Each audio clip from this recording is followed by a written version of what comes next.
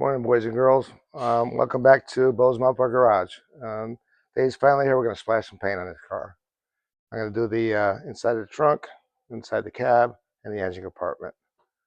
I have to crawl inside this trunk and spray over my head. It's kind of tough, but let's get to it.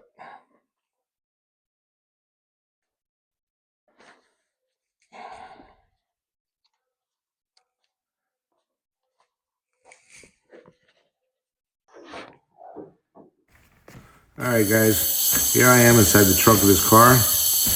I'm kind of a big guy, and it's a little trunk, so it's very cramped. But it's the only way to get the top of the trunk done. And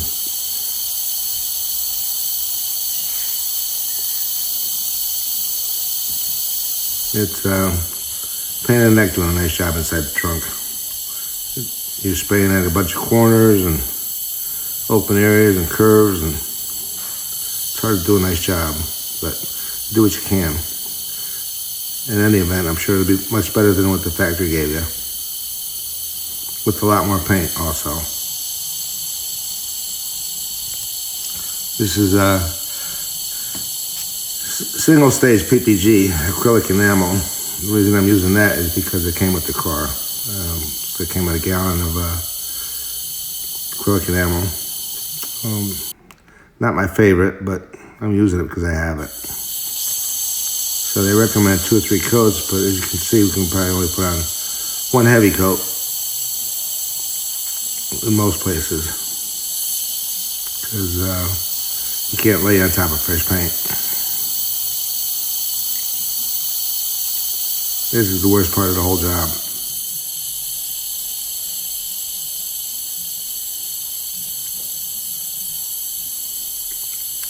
Acrylic enamel is what the factory put on these cars to begin with, and it works okay.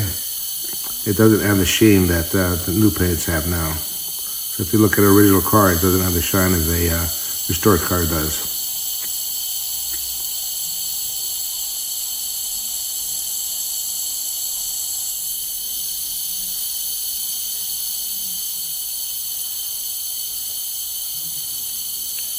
I'm crisscrossing the spray gun so that get rid of the tiger stripes that are in the paint.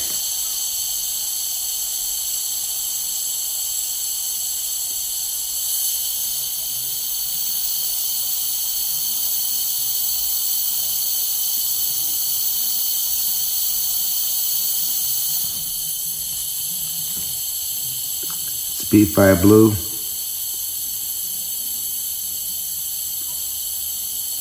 Which is a real pretty color.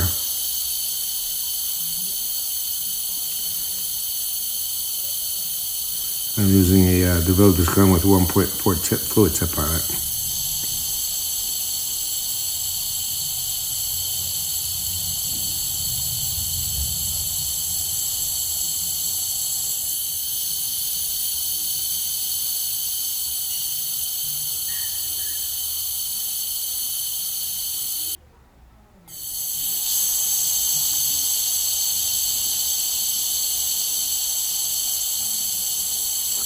It's going on pretty well. It's about 70 degrees today, so it's perfect for spraying this kind of material.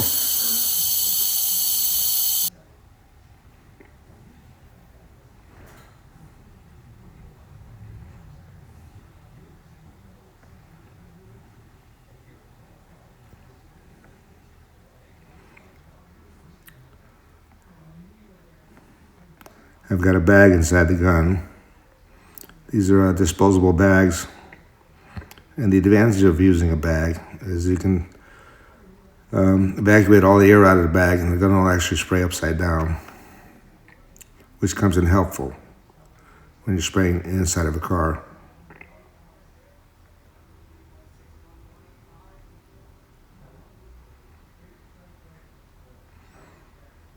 It's also less to clean up when you're done. But if you fill the bag up too much, you can't put the lid on it, or it pops off.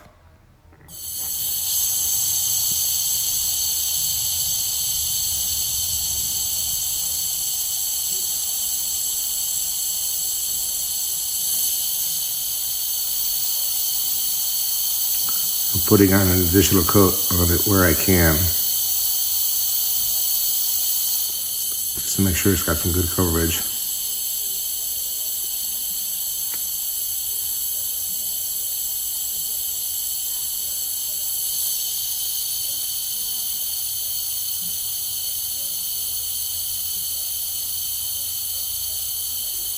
I put a one-piece trunk floor in this car, which came out pretty good.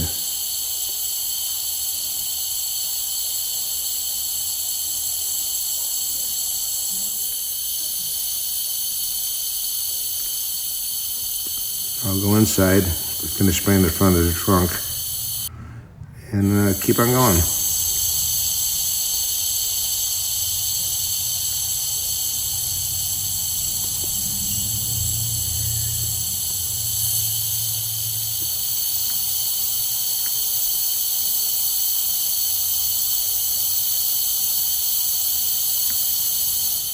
The factory never had paint on the upper side of the cabin here. It was just some overspray that blew in when they were painting the car, but they never painted much of anything. The bottom of the roof never had any paint on it.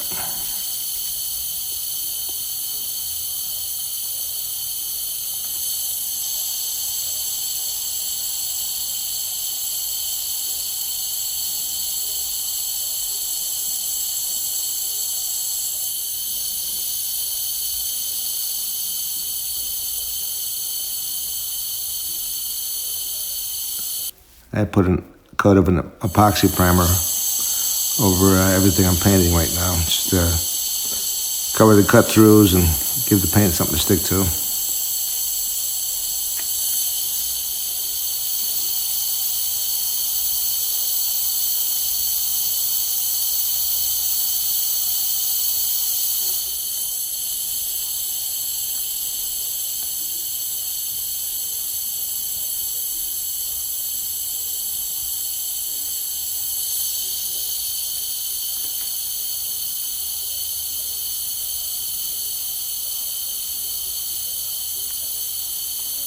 It looks pretty good.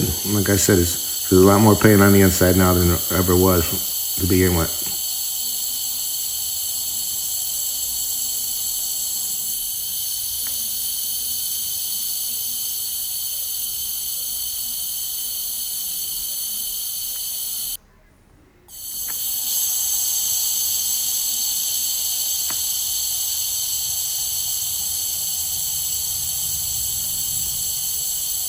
I'm trying not to paint myself into a corner here, so I keep skipping around from front to back.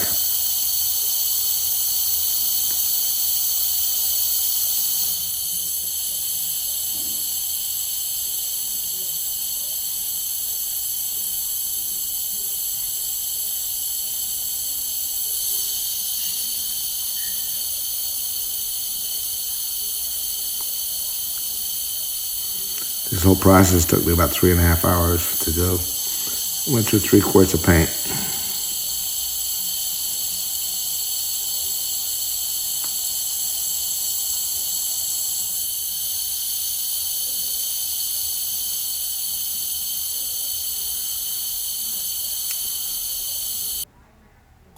Looking pretty good.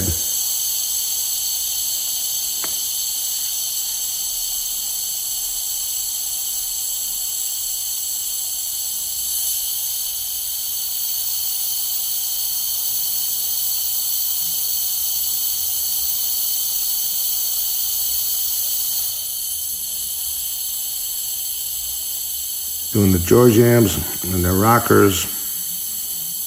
Now, depending on how I paint this car, the rockers might be getting done again, and the door jambs as well.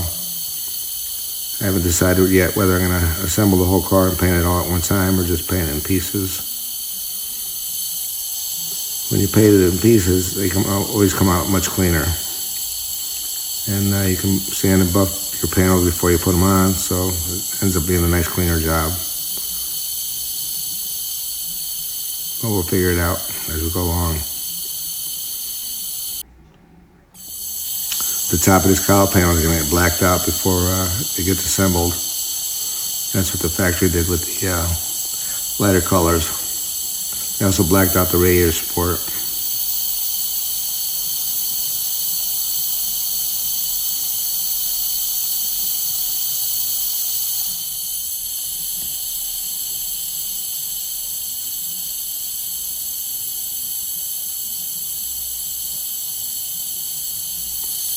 A lot of curves and corners and boxes to paint into. It's kind of a pain in the neck.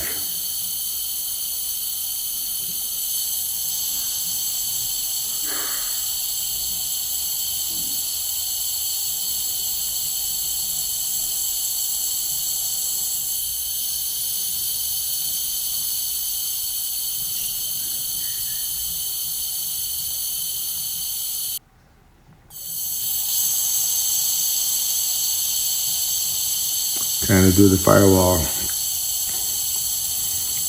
and the aprons.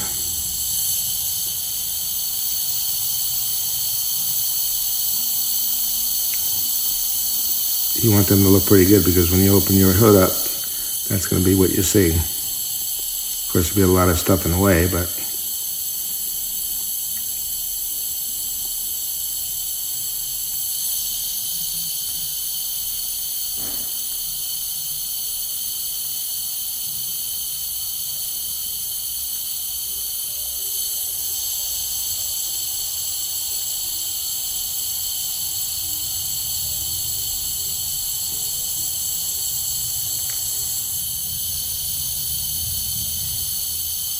I'm going to try to get a couple coats inside the engine compartment.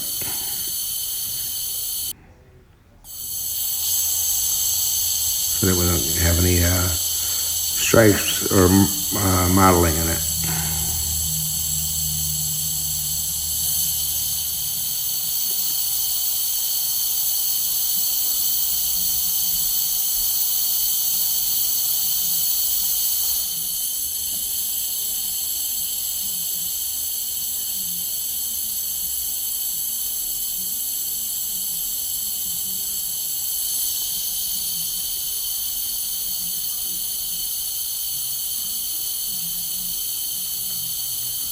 Have to try to be thorough so as not to miss anything.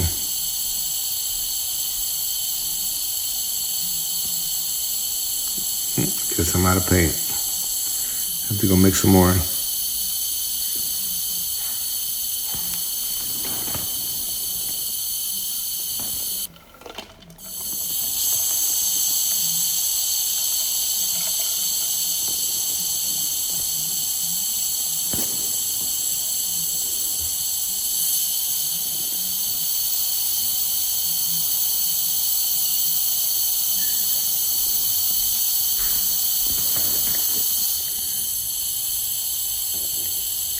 Here we are back at it, putting the second coat on.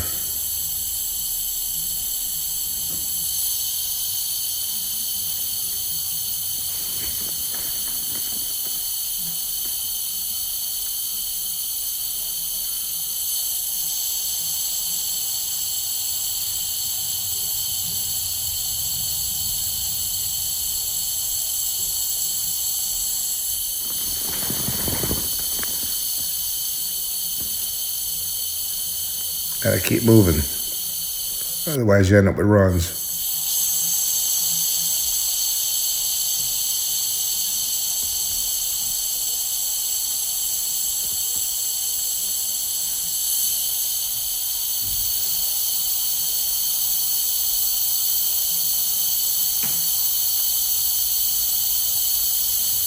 Just try to be thorough.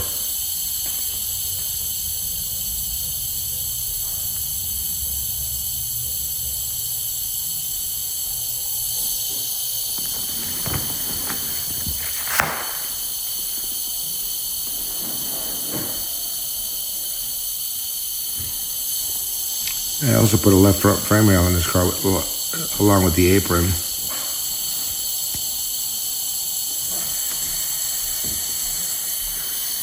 It looked like it bed had exploded in there and the apron and the rail were shot. So I put a used frame rail in it, an apron that I cut out of one of our parts cars.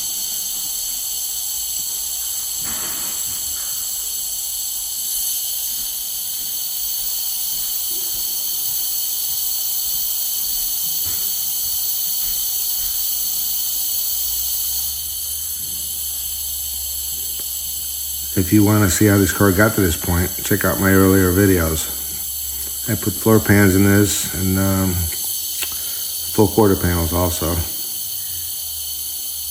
I'm painting the wheelhouses because I like the way they look. When you look inside there, you see the paint instead of undercoating. The bottom of the car is going to be undercoated, but I'm going to leave the wheelhouses paint color, body color.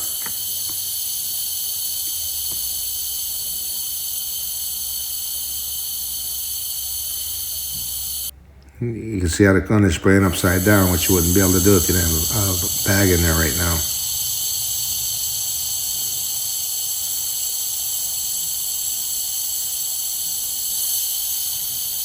I still have to put some frame connectors in this car and finish cleaning up the bottom of it. I still have some spot welds under there, and we'll probably scrape off all the old undercoating and apply some new stuff under there.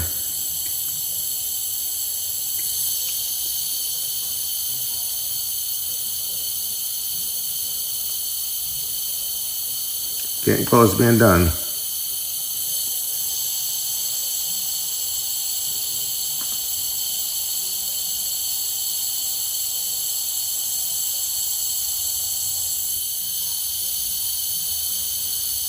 I'll be pulling the rear suspension out of this thing, replacing the springs and cleaning up the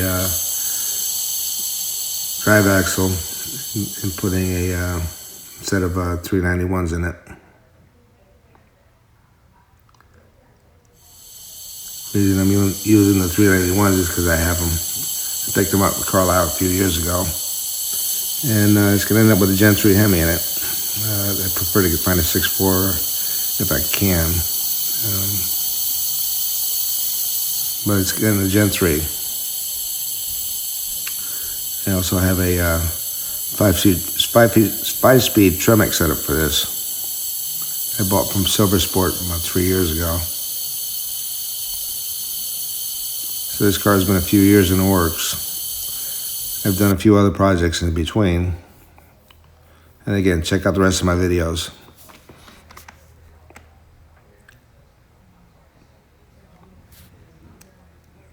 Get an overview of it here. I'm thinking it looks pretty good. Again, that's a lot more paint than they got from when it was new.